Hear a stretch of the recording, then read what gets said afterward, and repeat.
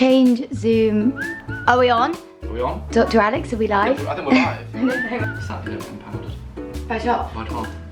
Toff from MIC in the jungle? Yeah, well, mainly the jungle. Did I hear a rumour that you might vote for me? I did vote for you actually. And my mum did as well. No, you can't see the board. You can't see the board. Move it away slightly, yeah. Okay, right, you ready? I'm ready. Okay. Hi guys, welcome back to my channel. I've got Dr. Alex in my flat. I'm so excited to be here. I'm here with the famous Toff. Yes, I watched all the YouTube videos of you. Yeah. You are so funny. Honestly, this week, I've been belly laughing at some of the videos of you. I think you know which ones. The high ones. Can you do it? Hi. You've been practicing it. I've been practicing. You should end with a ho.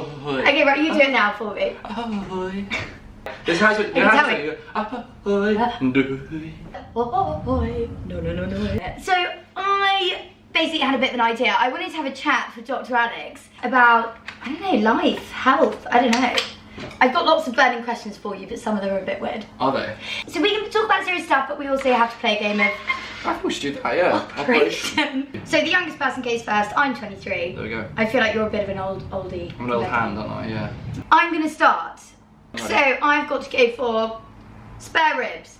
Sam's spare rib is now a goner. It's a good thing he's got another. I really wanted to ask you, Dr. Alex, while I'm doing this, because I'm a woman, I'm very good at multitasking. Yeah, see, I don't think I'll be able to ask the questions while doing it. Yeah, go on, you go. So now that you have found immense fame, well done, I thought you were Nick. going to say love then, but yeah, not quite. Darling, I don't think you found love yet, have you? No. Okay, yeah, we'll sit with fame. But now that you have found fame, I feel like, because I'm in the public eye as well, I feel like I've got a great responsibility to inform people and be a role model and all of that, but yours must be kind of up a notch because you're in the medical profession. I think it's been weird because I never went on the show to find fame. I was invited to go for an interview for the show and ended up being like, what do I got to look for? You have to take that one. So I got invited for an interview on the show, Adam's Apple, and I was just like, do you know what, why not? You've killed our friend here on the table 5 times. You've cheated, you stuck this down. I did Do you know not. what's coming up? I did not. So coming off the show, first and foremost I'm a doctor, and there's certain things I'm passionate about being a young person, and also from my background within work. You know, sexual health, mental health, I think body image, they're real issues affecting us as young people at the moment, and I really want to use the platform to address and be a voice, if I can be, to young people about these issues. And I think first and foremost is raising awareness. Yeah. You know, like mental health is such a stigma attached to it. Completely. You know, there's certain times in my life, particularly when I was at med school, where I was probably not in the happiest place, but I was too afraid to say anything because I was scared if I say that I'm struggling, then they won't let me graduate as a doctor. Yeah. So I think he can't be a doctor. But that's so warped. It shouldn't be like that. And it's a really strange thing, because then you don't go out and get help, and you don't then tackle the issue, and it becomes worse. So I really want to try and, particularly for those kind of issues, try and make them more normal. But I am a completely normal person. I'm the same person I was before, during, after the island. I just now, hopefully, am in a position that I can try and do some of the things, make some of the changes that I've always, you know, been passionate about, and that's what it comes down to. Again, I might have heard the rumour that you used to work in the gynecology unit. I did, yeah, I did. I did obs and gynae, so babies, obstetrics, the baby side, and then the gynecology of the lady bits and pieces. I really want to know, this is going to be really weird, have you been in any really gross situations? Like you've had to remove something from somewhere, or you've been like, how on earth did that happen? Well, I did I mean, one time with the gynecology, actually when I was in A&E, someone came in and was worried that there was a condom stuck inside. And you know, obviously, like, that's something that is quite alarming and worrying, and this lovely lady was, you know, having a panic about it, and we checked everything and made sure it wasn't there, but she was adamant it was. And I was just trying to get across and explain that, you know, we have looked everywhere. It is a limited space. I've had other times where people have, you know, fallen on Lynx canisters and ended up in their backside, and then trying to like fish that out.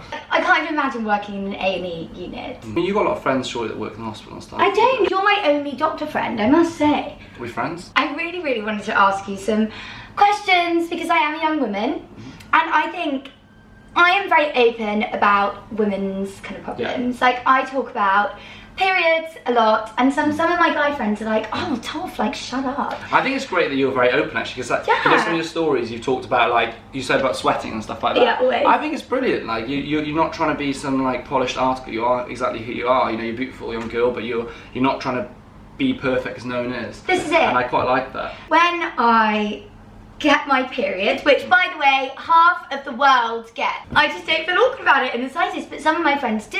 And like, when I'm coming on my period, I get so moody. You know, why do you get those mood swings?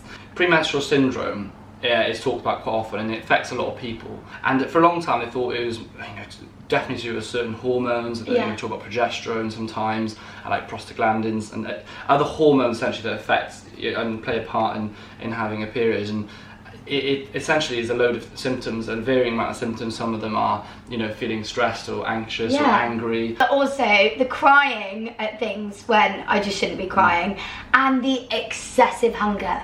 Why? Like like I need to demolish a whole bar of dairy milk, and if I don't, I'm just going to be even more livid than I was in the beginning. One of the theories is about progesterone, and being that some people are more sensitive to changing their progesterone levels, which obviously happens throughout your cycle of having a menstrual cycle or your period cycle.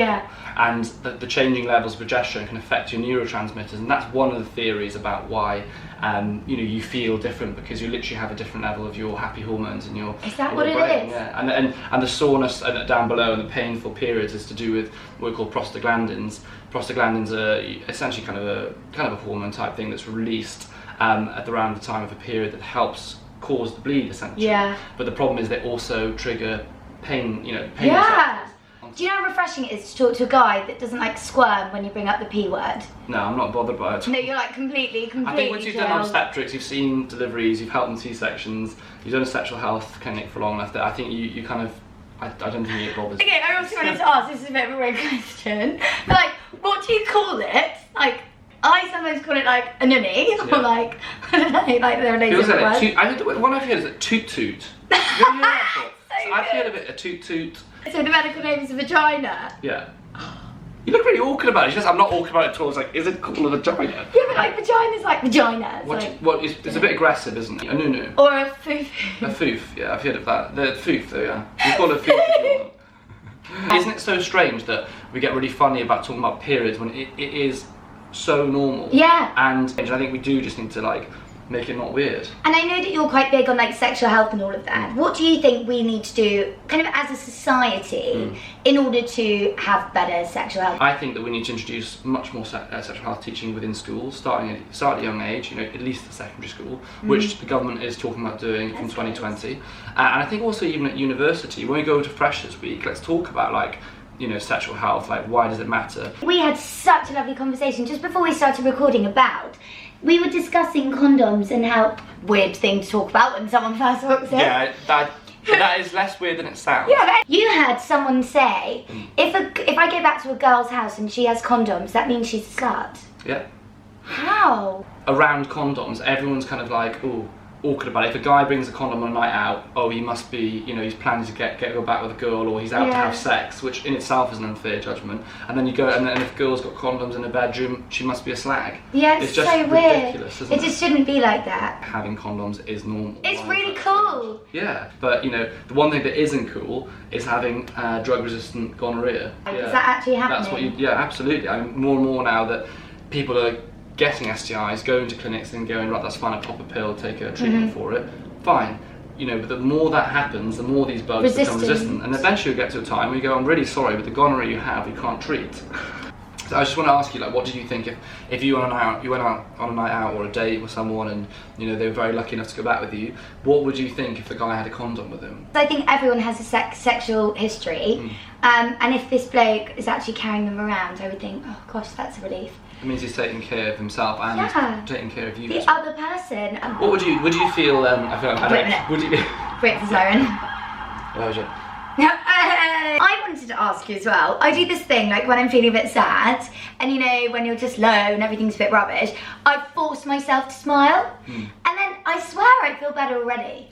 There is a lot of psychology around like smiling and affirmation around smiling, that if you smile more or you laugh more, then you are like, it's a positive feedback towards being happier. There is definitely some evidence behind that. Dr. Alex, I feel like we're nearly at the end of our big old game. This is the last one, I think, isn't it? Are you going to beat me? God, I'm good at this game.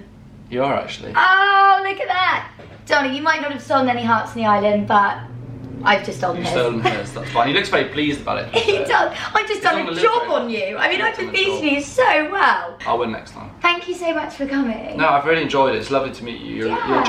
She is genuinely just as lovely in real life as she is, you know, on TV and on the Instagram and on the YouTube. So. No, it's been really lovely to hang out. I've had such a lovely time. And my mum loves her as well, which helps. Do you know, I don't want to admit it, but my mum loves you as well. Does she? Right, give me one. Give me a hoy. Ahoy! There's one. No. No, it's the hoy. Why can't people get the second part? I'm sorry. There's a start and an end. Hoy. No. Hey.